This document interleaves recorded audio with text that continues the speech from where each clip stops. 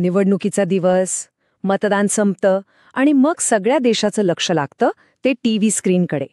तिथे एकच खेळ सुरू होतो, आकड्यांचा, अंदाजांचा आणि उत्सुकतेचा. हो, आपण बोलतोय एक्झिट पोलबद्दल. पण कधी विचार केलाय का की करोडो लोक मतदान करतात आणि अंदाज मात्र काही हजार लोकांना विचारून लावला जातो? हे कसं शक्य आहे? म्हणजे हे फक्त एक अंदाजपंचे काम आहे की यामागे खरं खरं विज्ञान आहे? चला, आज आपण हेच रहस्य उलगडणार आहोत. तर ही काही जादू वगैरे नाहीये आणि ज्योतिष तर अजिबातच नाही. एक्झिट पोलच्या मागे आहे एक पक्की, शिस्तबद्ध वैज्ञानिक पद्धत. आणि खरं सांगायचं तर हे विज्ञान समजून घेणं खूप इंटरेस्टिंग आहे, कारण याचमधून आपल्याला निकालाची पहिली झलक बघायला मिळते. अच्छा, मग एक्झिट पोल म्हणजे नेमकं काय? अगदी सोप्या शब्दांत सांगायचं तर हे एक सर्वेक्षण आहे. मतदार जेव्हा मतदान करून केंद्राच्या बाहेर पडतात, म्हणजे एक्झिट करतात, तेव्हा त्यांना विचारलं जातं. आणि याचा उद्देश फक्त एकच असतो की मतदारांनी आतमध्ये नक्की कोणाला मत दिलं आहे हे जाणून घेणं. आता भारतात एक्झिट पोलची ही जी गोष्ट आहे ती काही आजची नाहीये, बरं का. याचा एक मोठा आणि रंजक इतिहास आहे. चला, आपण या प्रवासातले काही महत्त्वाचे टप्पे पाहूया, ज्यांनी भारतीय निवडणुकांच्या विश्लेषणाची पद्धतच बदलून टाकली. याची सुरुवात होते थेट 1960च्या दशकात. तेव्हा दिल्लीची CSDS ही संस्था होती. त्यांनी स्थानिक पातळीवर याची सुरुवात केली. पण याला खरी प्रसिद्धी मिळाली ती 1980च्या दशकात, जेव्हा प्रणय रॉय आणि डेव्हिड बटलर यांनी याला मीडियामध्ये आणलं. आणि 90चं दशक तर काय, लोकांचा यावर इतका विश्वास बसला होता की पक्ष निकालाच्या आधीच फक्त पोलच्या आकड्यांवरून विजयाचे जल्लोष करायचे. पण मग आलं 2004 साल आणि सगळ्यांना एक मोठा धक्का बसला. त्या वर्षी जवळजवळ सगळेच एक्झिट पोल सपशेल चुकले. आणि तेव्हा पहिल्यांदा या विज्ञानाच्या मर्यादा काय आहेत हे सगळ्यांसमोर आलं. आता बघा, एक्झिट पोलचे आकडे जर मतदानाच्या दिवशीच दाखवले तर लोकांच्या मतावर त्याचा परिणाम होऊ शकतो, बरोबर? तर असं होऊ नये आणि निवडणूक प्रक्रिया एकदम निष्पक्ष राहावी, यासाठी निवडणूक आयोगाने काही कडक नियम बनवले आहेत. आणि हे नियम पाळणं सगळ्यांसाठी बंधनकारक आहे. तर नियम काय आहेत?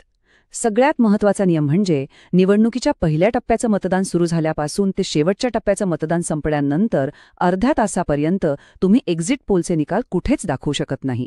यावर पूर्णपणे बंदी आहे. आणि हा अधिकार निवडणूक आयोगाला थेट आपल्या संविधानाने दिला आहे. इतकंच नाही, जेव्हा निकाल दाखवला जातो तेव्हा मीडियाला हे पण सांगावं लागतं की त्यांनी किती लोकांचा सर्व्हे केला, कोणती पद्धत वापरली आणि हो, त्यांच्या अंदाजात किती चूक होऊ शकते हे सुद्धा स्पष्टपणे सांगावं लागतं. ओके, नियम तर समजले, पण आता येऊया सगळ्यात महत्त्वाच्या भागाकडे. ही एक्झिट पोलची प्रक्रिया नक्कीच चालते तरी कशी? कारण मी आधीच म्हटल्याप्रमाणे हे काही हवेत केलेले अंदाज नाहीयेत. यामागे एक ठरलेली वैज्ञानिक पद्धत आहे. याची पहिली पायरी आहे सॅम्पलिंग. म्हणजे काय, तर एक छोटा नमुना निवडणं.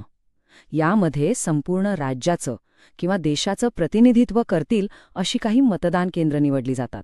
मग त्या केंद्रांच्या बाहेर सर्वेक्षक उभे राहतात आणि ठरलेल्या अंतराने, समजा प्रत्येक 5व्या किंवा 10व्या मतदाराला थांबवून एका गुप्त स्लिपवर त्यांना विचारतात की त्यांनी कोणाला मत दिलं.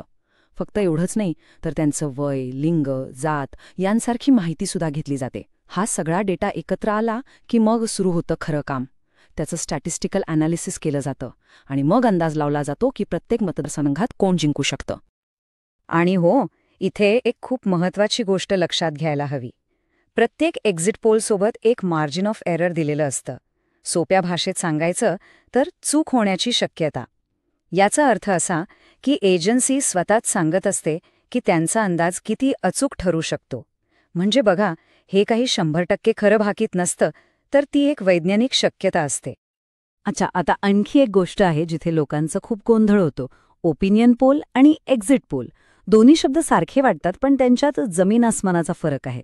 चला, आज हा फरक एकदा कायमचा समजून घेऊया. बघा, सगळ्यात मोठा फरक आहे वेळेचा. ओपिनियन पोल हा मतदानाच्या आधी घेतला जातो. तो काय विचारतो? तुम्ही कोणाला मत देणार आहात. म्हणजे तो फक्त लोकांचा मूड काय आहे हे दाखवतो. याच्या अगदी उलट एक्झिट पोल मतदान झाल्यावर घेतला जातो आणि तो विचारतो तुम्ही कोणाला मत दिलं आहे. म्हणजे जे खडून गेलंय ते विचारलं जातं. त्यामुळेच तो निकालाचा पहिला संकेत देतो. अर्थात ओपिनियन पोलमध्ये लोक ऐनवेळी मन बदलू शकतात आणि एक्झिट पोलमध्ये लोक खरंच सांगतीलच याची खात्री नसते. मग प्रश्न येतो की एक्झिट पोल इतके महत्वाचे का आहेत? तर याचं कारण असं आहे की ते फक्त निकालाची पहिली झलक देत नाहीत. त्या पलीकडे जाऊन मतदार कशाच्या आधारावर मतदान करतात, त्यांचं वय, लिंग, ते ग्रामीण आहेत की शहरी, किंवा त्यांच्यासाठी महत्वाचे मुद्दे कोणते होते, या सगळ्या गोष्टींचा एक मोठा डेटा तयार होतो. आणि हा डेटा म्हणजे राजकीय पक्षांसाठी एक खजिनाच असतो, ज्याच्या आधारावर ते आपली पुढची रणनीती ठरवतात. तर असं म्हणता येईल की एक्झिट पोल हे निवडणुकीच्या इतिहासाचं पहिलं पान आहे, जे आपली उत्सुकता वाढवतं आणि चर्चांना उधाण आणतं. पण एक गोष्ट आपण सगळ्यांनी कायम लक्षात ठेवली पाहिजे, लोकशाहीतला खरा आणि अंतिम निकाल हा मतमोजणीच्या दिवशीच येतो. त्यामुळे एक्झिट पोल हे कितीही शक्तिशाली वैज्ञानिक साधन असलं तरी खरा कौल तो तर मतपेटीतच बंद असतो.